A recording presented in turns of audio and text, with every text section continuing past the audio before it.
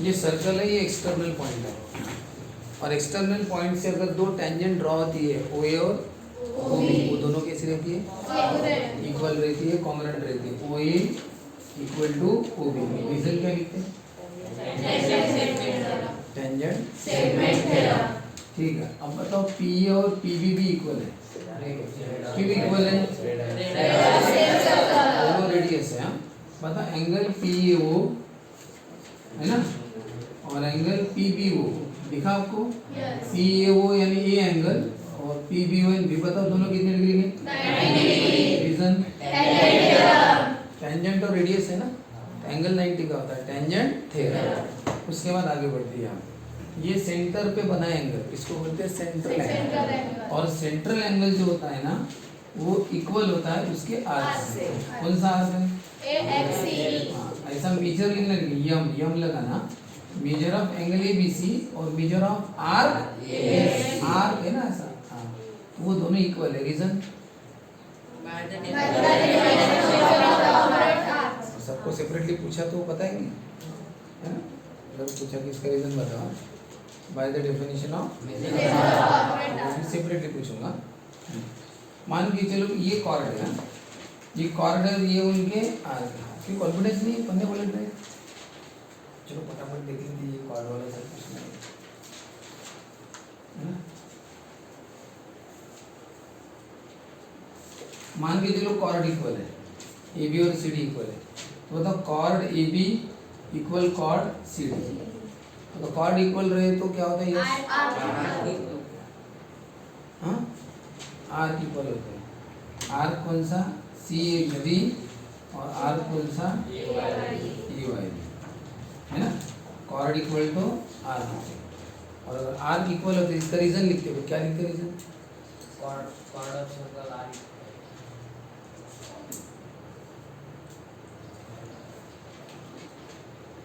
जो by the definition of congruent arc.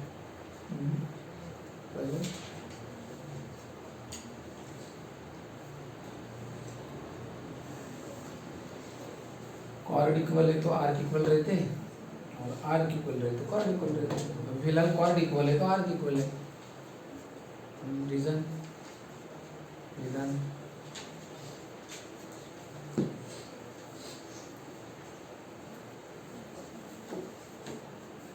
सब तो लिख के दिए बॉक्स में, और इतनी दिन की छुट्टियां भी मिली नया।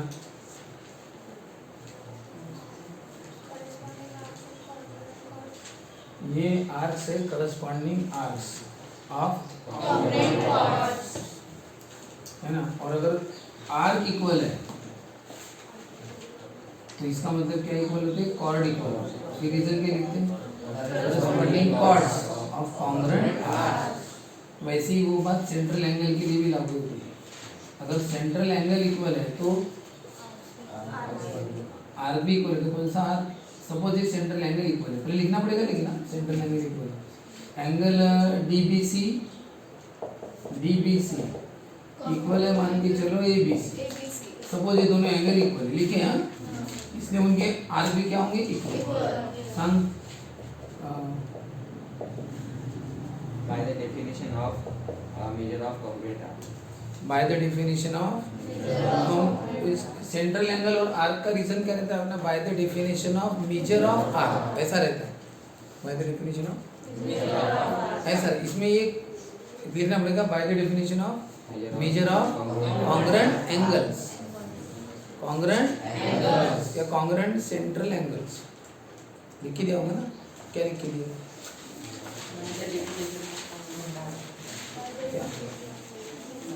हाँ, कॉन्ग्रुएंट आर्क लिख के क्या लिख के दिया?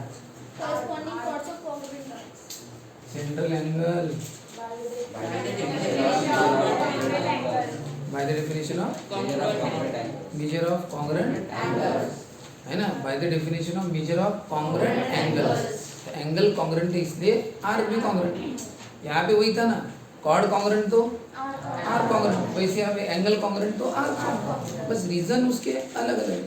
By the definition of measure of congruent angles, angles congruent है ना, इसलिए आर्क कॉन्ग्रुएंट।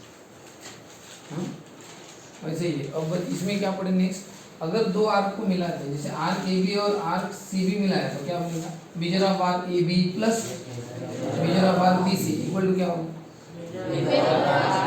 इतना बड़ा बनेगा ना, क्या नाम, measure of arc C B, चलेगा कैसा भी बोलो।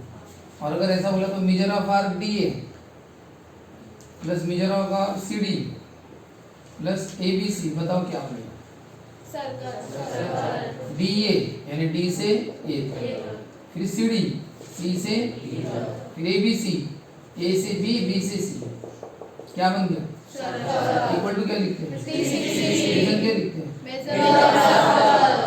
बड़े थे ना, ये सब बातें काम में आती है। फिर ट्रायंगल रहता है, उसमें तीनों एंगल का सम कितना होता है, तो जो बेसिक पढ़े वो सब हर जगह काम है। तो जो नहीं बता पाए ना उन्होंने अपनी जिंदगी के सपने कम रखो, है ना।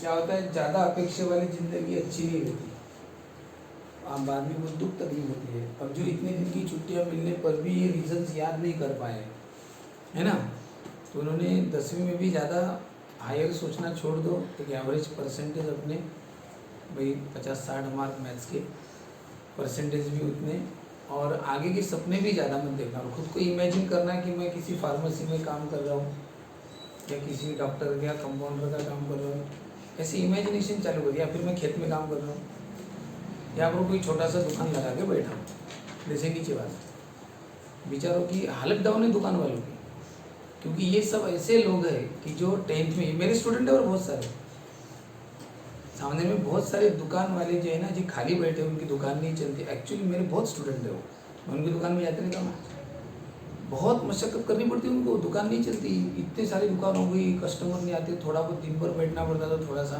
कमाई होती है ना। तो क्यों, तो करे क्या, जब समय था तो किया नहीं, अब मजबूरी में या तो कोई काम पे जा रहा है, कोई कंपनी में लगा है, मशीन चला रहा है, कोई सामने में दुकान लगा के बैठा है, छोटा मोटा जो भी चल रहा है जिंदगी। तो ऐसा खुद को इमेजिन कर लेना कि मैं भी ऐसी मेरी ज़िंदगी रहेगी। ज़्यादा ऊंचे ख्वाब देखना मत, बिल्कुल मत देखना, कार नहीं देखना, किसी का बंगला नहीं देखना, कोई डॉक्टर इंजीनियर या कोई गवर्नमेंट के बड़े बड़े ऑफिसर, ये कभी भी ज़िंदगी में सोचना मत, क्योंकि दुख होगा, तकलीफ होगी, क्योंकि आप वैसे करते नहीं हो, अपन से मेहनत नहीं होती, तो अपन ने जितना अपने बस का है ना उतना ही सोचना चाहिए कि मेरी ज़िंदगी ऐसे नहीं होगी नॉर्मल, ठीक है। ये 101%, इसको कोई बदल नहीं सकता, ये इतना ही सच याद रखना। फालतू के सपने देखने ही, सपने उसी नहीं देखना, ठीक है ना, जिसके हड्डी में दम है, जिसके बॉडी में सही में खून है, मर्द बोलते हैं उसको, मर्द, रियल मर्द जो है वही सपने देखेगा। मर्द है ना, लड़की के लिए भी आ गया वो वर्ड, मर्दानी बोलते हैं ना, वो उनके लिए आ गया। तो वही है कि जो सपने वही देख सकता है जिसमें वो दम है, बाकी की बिल्कुल सपने मत देखना, जैसा भी मिले एडजस्ट कर लेना ज़िंदगी के साथ। चलो ठीक है, तो अब हम जो नई चीज़ पढ़ने वाले वो ये कि बताओ, मान के चलो भी ये x है और ये y, दोनों इक्वल है, हाँ? अगर मैं इसमें भी z मिलाता हूँ, इसमें भी z मिलाता हूँ तो भी इक्वल होगा। ऑलरेडी x और y कैसे, दोनों में सेम चीज मिलेगा, दोनों में सेम चीज डाल दी तो इक्वल हो जाएगा ना, ऐसा। अब बताओ, ये वाला एक आर्क है और ये वाला है, सपोज इस आर्क का नाम x है, इस आर्क का नाम y है, शॉर्टकट लिखा। तो बताओ, मान के चलो x और y आर्क इक्वल है, ठीक है। अब बताओ, इस आर्क में मैं ये वाला आर्क मिलाता हूँ, कौन सा, z, तो मुझे इधर भी क्या मिलाना पड़ेगा, इधर मिलाया तो उधर भी, क्योंकि इक्वालिटी मेंटेन रखनी है। जैसे अगर मैं बोलता हूँ कि 8 = 6 + 2 है, इक्वल है, अगर मैं इधर +3 करूंगा तो मुझे इधर भी क्या करना पड़ेगा, +3 करना पड़ेगा, इक्वालिटी मेंटेन करने के लिए। पहले भी इक्वल थे 8 और 6 + 2, और अभी भी इक्वल है, क्योंकि इधर भी 3 मिलाया, उधर ये भी 11 बन गया और वो भी 11, वही कंसेप्ट है। तो जो ऑलरेडी इक्वल रहते हैं ना दोनों, उनमें सेम चीज डाल दी तो वो इक्वल हो जाती, ठीक है की नाही। ती संक्रांतीचे वानवाटाचे, पुढ्यात काय टाकलं आपण, चिवडा टाकला लेडीजला द्यायसाठी, हां 2 पुढे म्हणून चिवडा दोघांमध्ये टाकला। आता याच्यात लाडू टाकला तिळाचा, त्याची टाकायला लागत ना, तेव्हाच इक्वॅलिटी होईल ना, देता नाही चांगलं वाटत ना, कधी माझ्या याच्यात लाडू दिलंच नाही, है ना, समझ ना? हाँ, तो वो चीज़ है, सब मैथ्स अपना रूटीन है। आप डेली जो पढ़ते हो देखते हो उसी में मैथ छुपा है। डेली लाइफ में अपने अपने हर चीज़ में मैथ छुपा है, बस देखने का नजरिया बदल दो, तुम्हें हर चीज़ मैथ दिखाई देगी। बस आप कितने डिवोटेड हो उस पर डिपेंड करता है। यानी कहने का मतलब आप कितने एकाग्र कॉन्सेंट्रेट हो अपने सब्जेक्ट के प्रति, आपके इसके प्रति है ना, आपके थॉट्स कितने जाते हैं उस लेवल पर, आपको भी हर जगह वो चीज़ दिखाई देने लगेगी। ठीक है ना, आप उस लेवल तक पहुंच जाओगे। तो ये सब अपने अंदर ही है, बस आपको अपनी सोच वहाँ तक लेके जानी है, बस ऐसा। तो सब इजी है, टफ कुछ भी नहीं जिंदगी में, सब मैथ्स इजी रूटीन है। दो चीज़ सेम है, दोनों में सेम चीज डाल दो वो भी सेम। अब बताओ कौन सा प्रॉब्लम? एग्जाम्पल 2 वो है कौन सा एग्जाम्पल? Solve example. अब आप पहले क्या करते पता है क्या? हमारे पास जो चीज़ अवेलेबल है उसी से हम सॉल्व करेंगे ना, जो जो हम कर सकते हैं। जैसे ये कौन सा हो गया? PS और ये QR और ये सेंटर कौन सा हो गया? T। और उन्होंने क्या दिया है? क्वाड्रिलेटरल PQRS इज ए क्या? रेक्टेंगल। रीजन गिवन दिया है ना उन्होंने, देखो अच्छे से। एग्जाम्पल 2 पेज नंबर कौन सा है? 63। सॉल्व एग्जाम्पल है। अब बताओ PQRS क्या है? रेक्टेंगल। रेक्टेंगल है तो रेक्टेंगल की सब बातें आपके दिमाग में आ जानी चाहिए। रेक्टेंगल में क्या क्या होता है? रेक्टेंगल में अपोजिट साइड इक्वल भी होती है, पैरेलल भी होती है। ये भी अपोजिट साइड इक्वल और हर एंगल कितने डिग्री का होता है? ये सब बातें आपके दिमाग में आ गई। और आपके दिमाग में आर्क भी आ गए, ये इतने सारे आर्क है। अगर छोटे छोटे आर्क पकड़ेंगे तो ये आर्क PS PQ मैंने आर्क RS बोला तो आर्क RS हाथ घुमाओ, ये आर्क RS, ये आर्क और कॉर्ड RS, नाम वही है RS, लेकिन एक कॉर्ड RS है और ये ठीक है इतना। अब बताओ रेक्टेंगल है, सब चीजें इक्वल क्या क्या है सब आपको पता है। उन्होंने क्या बोला है? Show that PQ equal to SR, यानी आर्क PQ और आर्क SR आपको क्या बताने? इक्वल। अब बताओ ये आर्क PQ और आर्क SR आपको इक्वल बताना है। बताओ आर्क इक्वल बताना है। चलो आते हैं चैप्टर को। आर्क का और एंगल का एक रिलेशन है, वैसे ही आर्क और कॉर्ड का भी रिलेशन है। आर्क इक्वल कब होते हैं? जब इनके एंगल इक्वल होते हैं, या फिर ऐसा बोलो आर्क इक्वल कब होते हैं? जब इनके कॉर्ड इक्वल होते हैं। तो अपना तो कॉर्ड वाला दिख रहा है थोड़ा सा, तो बताओ आर्क इक्वल बताने हैं कौन से आर्क? PQ और SR। आर्क इक्वल कब होंगे? अगर इसका कॉर्ड कौन सा? इसका कॉर्ड ये इक्वल है कैसे? नहीं, अपोजिट साइड्स ऑफ रेक्टेंगल है ना। तो पहले इनको इक्वल लिखना पड़ेगा ना। बॉक्स अगर आपको पक्के से याद है तो आपको समझेगा कि पहले कॉर्ड इक्वल लिखने पड़ेंगे। Chord PQ congruent chord RS। बताओ कॉर्ड इक्वल है, क्यों कॉर्ड इक्वल है? Opposite sides of a rectangle, sir इसलिए इक्वल है। अब आप बताओ कॉर्ड इक्वल हो गए तो अपने आप क्या इक्वल हो जाएगा? इसका आर्क कौन सा है? PQ कॉन्ग्रुएंट होगा R, SR बोलो RS बोलो, इक्वल है। रीजन अभी बताया।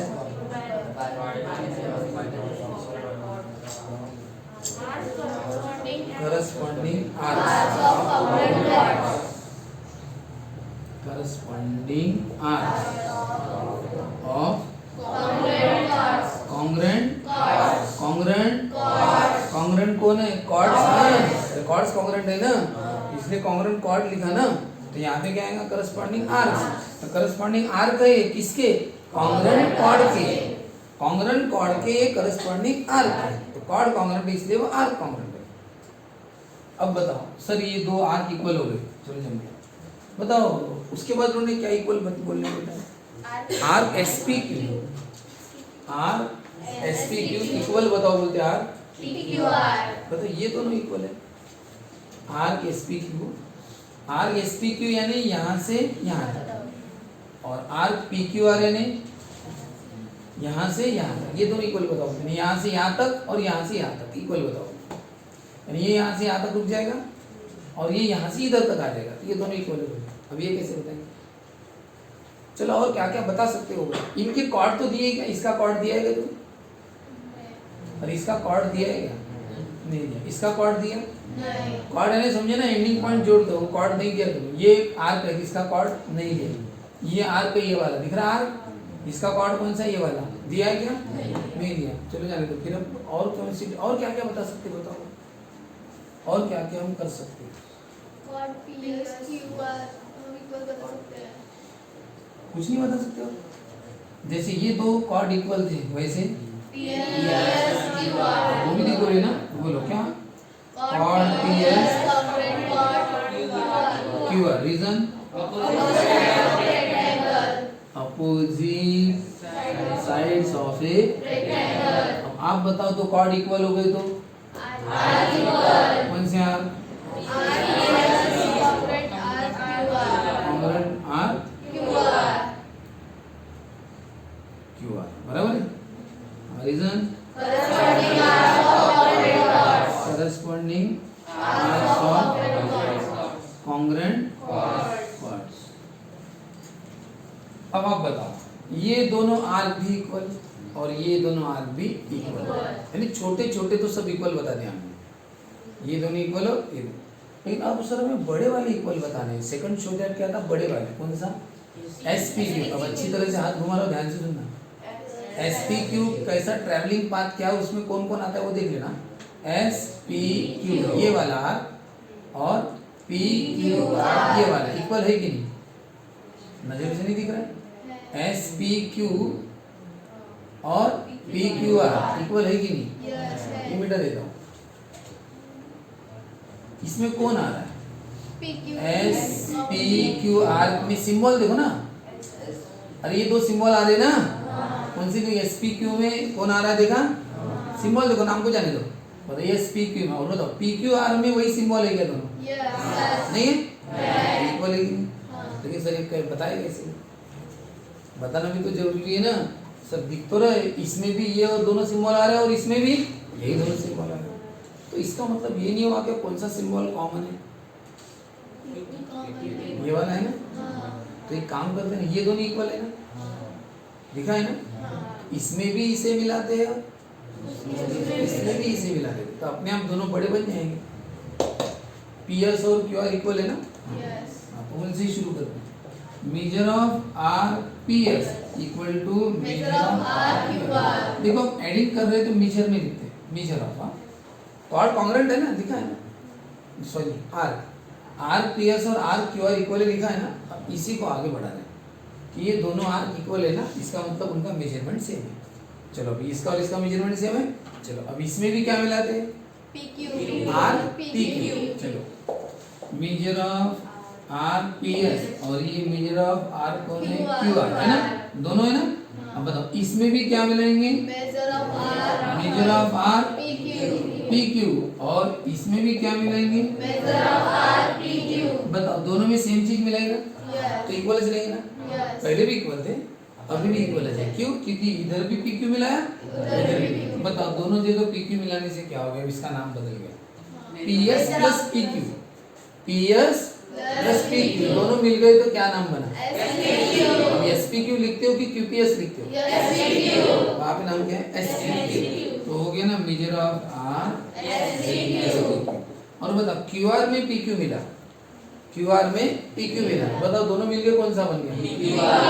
PQR। तो मेजर ऑफ R मिल गया। तो ये हो गया ना शो दैट, यही तो बोला है, यही शो दैट बोला है ना। इसको लेकिन अब इक्वल बताएंगे क्या? RSPQ कॉन्ग्रुएंट है R। ठीक है, दोनों कॉर्ड क्या हो गए? मेजरमेंट इक्वल है यानी कॉन्ग्रुएंट। बताओ कैसे बताया? बहुत बार तो हमें पता नहीं रहता कि क्या करने वाले क्या, लेकिन सब प्रॉपर्टीज सब पता होनी चाहिए, सब थ्योरम्स उसके कंसेप्ट सब क्लियर रहे तो दिमाग में एक एक चीज आएगी, नहीं तो नहीं पता रहेगा। जैसे तुम्हें घर की हर चीज पता रहती है ना, कहाँ पे क्या कैसे सब करना है, इसलिए कोई भी क्वेश्चन आया, कोई भी प्रॉब्लम आया तो आप सॉल्व कर लेते हो, घर वाले जो भी रहते हो, ठीक है ना। क्यों? क्योंकि आपको वहाँ की हर चीज पता है, तो इसलिए सब पहले पता करना जरूरी है। जैसे कोई लड़की शादी करके कहीं नए घर में जाती है, हाँ, और उसका पहला दूसरा ही दिन है, और उसको सब्जी बनाने के लिए बोल दिया, और घर वाले अगर घर में नहीं है तो उसको बहुत तकलीफ जाएंगे। उसको सब पहले काम क्या करेगी वो, पहले ढूंढने की हर चीज़ कहाँ पे रखी है, तकलीफ उठानी पड़ेगी ना, उसको पहले पता करना पड़ेगा, उसके बाद वो कर पाएंगे, है ना। मेन चीज़ हर जगह वो लागू होती है। आप पहले पता करो कि ये रेक्टेंगल है, यानी अपोजिट साइड इक्वल है, एंगल भी 90 है, पैरेलल भी है, हाँ, और ये सब कॉर्ड्स है, और रिलेशंस क्या है, कॉर्ड और आर्क इक्वल रहते हैं, ये सब पता है। तो सर हमें आर्क इक्वल बताने, ये वाले दोनों, ऊपर का और नीचे का, आर्क इक्वल कब होते हैं, कॉर्ड इक्वल होता है। तो कॉर्ड इक्वल है क्या, हाँ है, लिख दो पी क्यू और एस आर इक्वल है, अपोजिट साइड्स ऑफ रेक्टेंगल। तो कॉर्ड इक्वल है तो arc equal, reason corresponding arcs of common, arc है ना, करस्पॉन्डिंग आर्क्स ऑफ कॉमन, हो गया सर। सर इसके बाद ये बड़े बड़े इक्वल बताने, एक काम करो और दो छोटे इक्वल बता दे। ये दो कॉर्ड इक्वल है, corresponding sorry opposite sides of a, opposite sides of a rectangle ना, हाँ। अब बताओ ये साइड इक्वल है तो arc equal, corresponding arcs of congruent chord. फिर इसके बाद क्या किया सर, ये तो छोटे छोटे तो इक्वल बता दिए सर, अभी बड़ा बड़ा इक्वल बताना है। एक काम करो, ये और ये इक्वल बताना है ना, तो दोनों में ये कॉमन दिख रहा है, तो पहले इन दोनों को इक्वल लिख दिया, यही दोनों लिखे, और इसमें क्या डाल दिया, इसमें भी पी क्यू डाला, और इसमें भी पी क्यू डाल दिया, इसमें भी पी क्यू डाल दिया। अब बता दोनों क्या हो गए, सेम, समझ लेंगे, नाम लिख देना बराबर लिखेंगे। दोनों मिलने के बाद इसका नाम एस पी क्यू होता है, और ये दोनों मिलने के बाद पी क्यू हो गई। इस तरह से ठीक है, कोशिश करो अपने मन से लिखने की।